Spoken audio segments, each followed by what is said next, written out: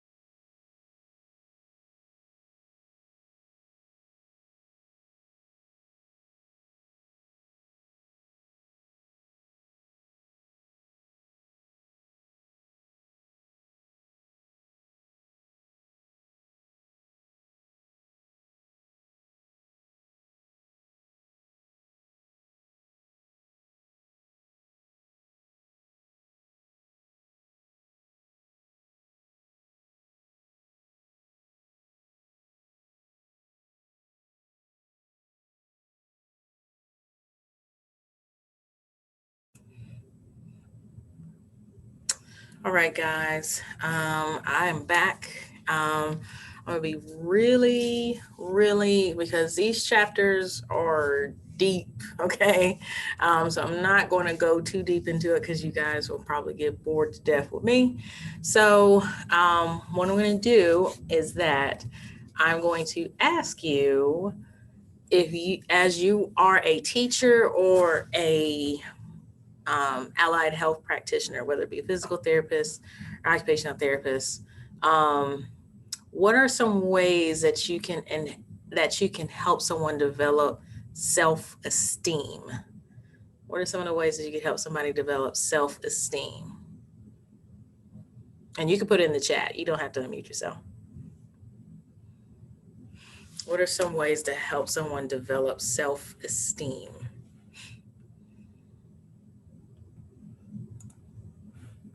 Okay, say good things about them. Okay, that's providing positive feedback. Okay. Anything else? That might be, a way to help develop self-esteem. All right. So, hmm, trying to figure out how to start this because we have what chapter 12 is basically a little bit of the social aspect of motor learning and finding ways to really use the tools that you learned as far as the different theories that have been presented about helping them do, I agree, helping them do things that they have to enjoy. They got to like it. So with chapter 12, it really just covers motivation in terms of motor learning and control. Okay, so you do have some intrinsic motivators and you have some extrinsic motivators, and you have some a motive. From what I'm looking at my notes, it's a motivation. It's just present when people do not see any relationship between outcomes and actions. Okay, so they're just doing it to be doing it. Maybe they just do it unconsciously. But your intrinsic behavior is basically a pleasure and satisfaction from participating in the absence of material reward or constraints. So we'll use the obvious one, right? People like to work out. A lot of people that like to work out because, be honest with you, it's like, oh yeah, I'm gonna look like this. It's, well, actually that's a little bit more extrinsic. We'll talk about that. So intrinsic, you might feel good on the inside. You might like the way you feel on the inside. There's some positivity by making sure you feel good on the inside. So that's where your intrinsic is. But we're filled in a world with so much extrinsic motivation, which is provide means to an end and are not engaged in their own sake. Extrinsic motivation explains a host of behaviors from completing additional fitness workouts to make a team, remaining on the job after 5 p.m., to impress a boss, or engaging in rehabilitation exercises to please a partner. So we're filled with these things that extrinsically motivate us to do something. So, some people ain't doing it. Some people aren't staying with their job after 8 hours. I was one of those ones. After really after 6 hours, I was like, okay, we got to wrap this up. But so that's what we're dealing with in terms of motivation. All right. So chapter 12, like I said, chapter 12 is a little deep in terms of understanding the social aspects of it. Like I said, I'm not going to dig too deep into it because it'll bore you to sleep. Okay. And I only got a couple minutes of y'all's attention. So I'm not going to do that. But definitely check out chapter 12 when it talks about things like self-determination, emotional development, and physical activity. Okay. Emotions are very important in terms of managing motor development and motor learning. Okay. That is very important. Arousal and anxiety. Okay. Arousal is very different from anxiety. Anxiety refers to an emotional response to perceived threat and can involve cognitive concerns and physiological reactions. On the other hand, arousal is a general state of activation or excitability. Okay, so arousal means that you're excited about something. Heart rate goes up. You're excited to play in the game. You're starting. You're a senior, so there's going to be a level of arousal that's going to come about as a result of playing a sport or participating in a particular event. Now, anxiety comes in because sometimes anxiety can have a lot of negatives to it. Okay, there can be some negative outcomes to it. Some people some people have outbursts. Your heart rate does go up essentially, but for some it could be detrimental. So naturally, they're in this fight or flight mode. Their sympathetic nervous system is all the way turned on. They can't turn it off. That type of thing. So arousal is very different from anxiety. And as a future coach or future teacher or future trainer, whichever direction you decide to go, it's very important to know really the difference between the two. You could really tell from just arousal, just that they're really excited to do something. Maybe they may have warned you, oh yeah, I've been ready for this. I've been practicing, let's say we're just going to say deadlifts.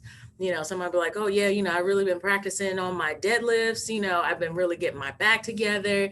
I've been practicing the hinge movement in my hips. I've been stretching. I think I'm prepared. I think I'm going to, PR 300 and some odd pounds, whatever the case may be. That person might be aroused by that. But as opposed to someone who might be anxious, as far as doing a deadlift, if you tell them to do this particular weight, they might get dizzy, the heart rate goes up, they might be nervous. And because they're so nervous and overthinking things a little, maybe too much as far as the process is concerned, might end up injuring themselves. So those are the things to just be mindful of, what the difference between the two. And as I said, chapter 12 definitely goes over a lot of different aspects of the social being when it comes to motor learning. It goes to forethought, performance control and volition control, self-control. It's deep. Okay. So definitely take some time out and definitely pick and choose what you need to do to be able to really understand this chapter. Maybe you want to do part of the chapter one day, maybe another part of the chapter. Either way, all the contents are due April 11th. So you have plenty of time to review it. Okay. Now, with chapter 13, it's a little bit of the same thing. It is the psychological factors of it. So, it addresses barriers to exercise and self-efficacy, which let me find the proper definition of it. Self-efficacy, and this is page 357 in your book, is the belief that the person can perform a desired behavior leading to an anticipated outcome. So that's self-efficacy. Okay, barriers to exercise most commonly reported by adults are the same for both exercisers and non-exercisers. What is the number one barrier everyone says that they have to exercise? You guys tell me in the chat.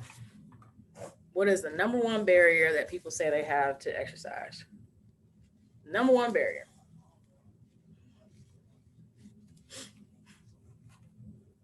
What would you guys say is the number one barrier? So let's say I would tell you, okay, well, this might be different. I got a couple of athletes on here. A gym to work out at. That's actually a good one. I wasn't expecting that answer, but I like that. That one's just as good. Any other barriers? Lack of motivation. Any other barriers to exercise? Lack of motivation is also a good one. Any others? I actually like a gym to work out at. Lack of motivation. Those are really good. You know, a lot of individuals say that they can't get to a gym. Some people say the gym memberships are expensive. And when I used to live in DC, oh my gosh, some of them gym memberships is a rent payment.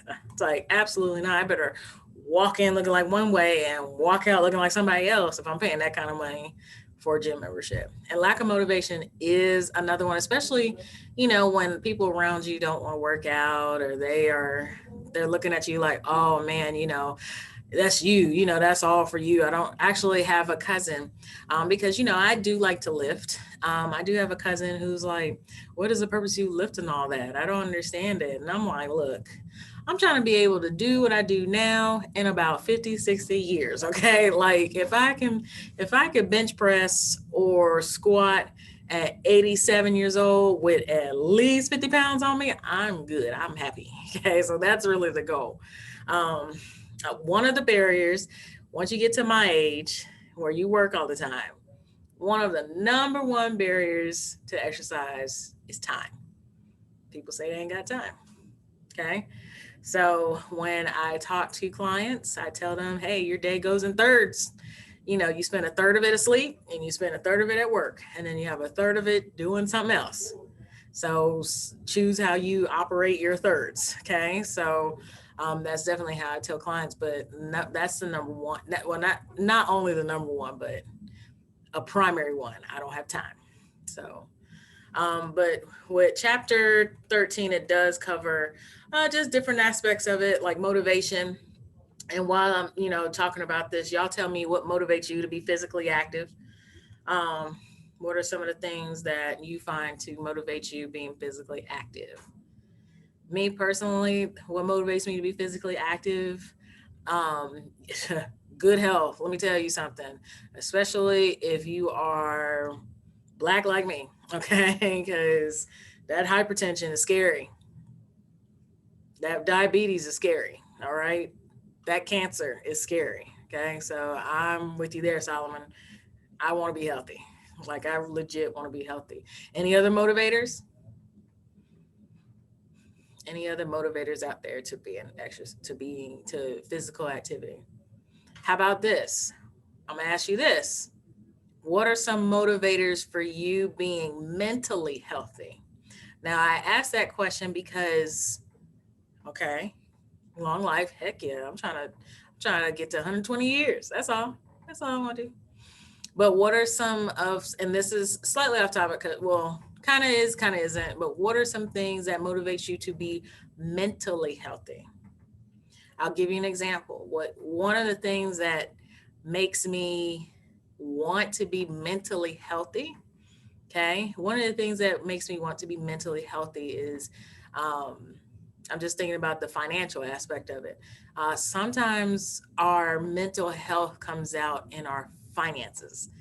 And so I always been mindful about my spending, but I really want to get dig deep into it because I really would like to invest in some things. And so it's important for me to monitor a plethora of businesses. Let me tell you. So I feel like that though it's important for us to be mentally healthy too, and especially for our athletes. Okay, all of our athletes have been quarantined for about a year, give or take, as we're getting ready to prepare to transition back on campus. Um, that can take a toll.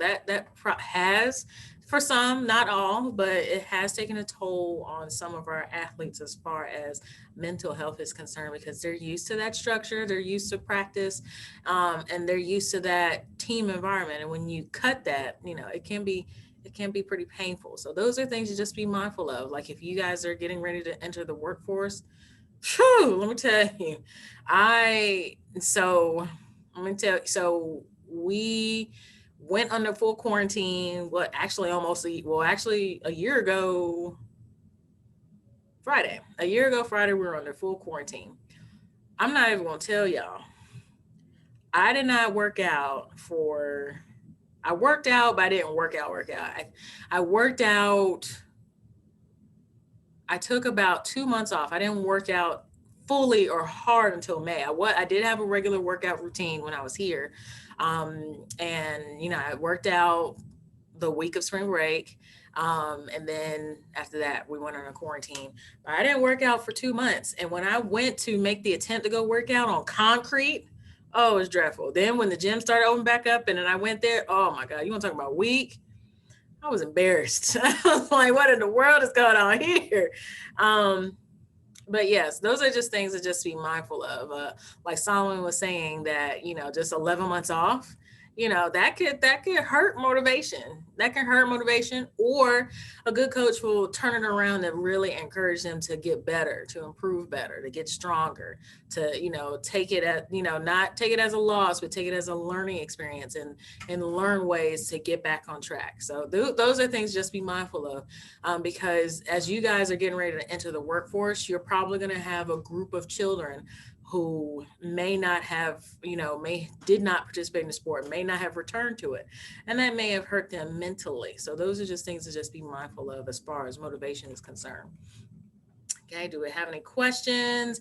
Like I said, some of these chapters are pretty deep, but I say for you to read them because I strongly believe they will be to your benefit, because chapter 13 talks about self-monitoring, goal setting, self-talk, imagery. It goes really deep into those real deep things. Okay, so chapter 14, um it's a little, as I'm reading this, it's a little bit of the same, but let me see, I'm gonna skip over to 15 because like I said, I'm not gonna bore you guys too much longer. I'm gonna wrap things up in a little bit. um it's good for you to read about goal setting. It's a good thing to read about goal setting in the previous chapter, because it's going to talk about it in terms of pre-practice considerations. Okay, goal setting is so important. All right, so on chapter, let me see, this is chapter 15 on page 417 in your book, and on table 15.1, where it talks about examples of outcome goals, performance goals, and process goals. There are three very different things. Okay, so it's important for you to really know the difference between the three. And like I said, I think that you'll benefit highly if you just review them, especially if you're an athlete, or especially if you're trying to be a strength coach. For those who, let me see, who has not, I'm trying to see, I don't know who is on the iPhone. I got somebody on here that's iPhone, but doesn't have a name. That's all right. Who in here has strength and conditioning currently? Who has strength and conditioning currently? Yeah, okay, Solomon, I know you're in there. So ideally, strength and conditioning, I don't care for how it's being taught now because it's all virtual. However, strength and conditioning is a very hands-on class. Um, and ideally, as we getting ready to get closer to program development. Oh yeah, I did forget. How did I forget y'all two were in my class? Don't judge me. I got so many students. But with strength and conditioning, ideally the goal is to be able to learn all of the content and then take the content that you have and set it up to where you can reach some goals. Okay, especially for the most part, if you're dealing with just general population, you're going to have some process goals to set, which basically includes all of the steps that you'll take to get to that particular goal. All right. So definitely read over, what is it, page 417 in your book, where it definitely highlights goals. Okay. Even if it is not on your quiz, which are coming up, hope you're on the Remind app, it will show up on a test. Okay. So, and for those who do have strength and conditioning with me, of course, when you guys are done with the class, whether you get an A, well, I hope everybody gets higher than a C. But of course, if you get something higher than that and you don't return to the course, that doesn't mean you can't always stop by and ask me questions and get involved and get engaged. So that's part of the process. That's why I'm here.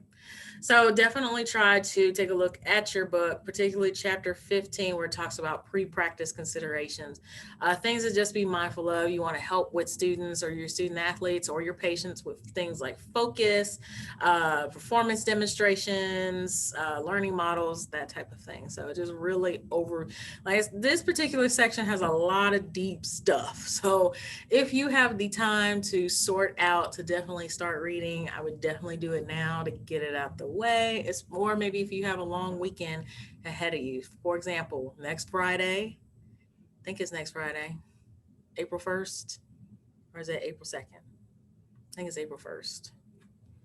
I have a calendar in front of me. It's April 2nd.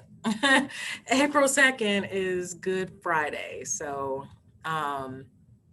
definitely maybe take some time and read there because, like I said, this stuff is real thick. All right. Do I have any questions, comments, concerns, praises? How are you guys doing? How are you guys feeling? Ready? As you can see, I'm back in my office, but taking it a couple of days at a time. We're getting back in and out of my office. So eventually, we're going to see each other really soon and transition back into the office because, woof, I am ready to not be home all day. Woo! That's why I don't live in Frankfurt. So it is tough out here. So I understand. All right. So if you guys don't have any questions for me, definitely just take some time and review the content that is posted. It is up. Make sure you're on your Remind app so you can do the quizzes when they pop up. All right. But if you guys don't have anything else for me, I will chat with you guys soon. See you next week.